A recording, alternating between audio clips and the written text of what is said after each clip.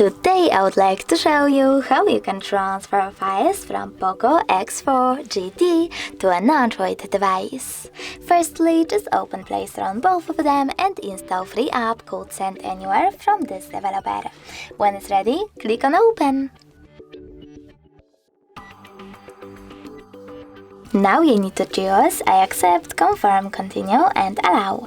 Then do exactly the same on an Android. Following that, choose Send on Poco and Receive on Android smartphone. Then tap on all of those dots and choose Send over here. This way you will select all of those and then transfer them. It will take a long time though, so I will go with only one. Tap on Send and click on Got it. Over here on an Android, choose No Thanks and close this window. After that, as you can see, we have two ways to connect. We can scan this QR code using this scanning icon over here, choosing while using the app or only this time and pointing this device's camera at the code. But we can always input this key over here instead and click on Receive.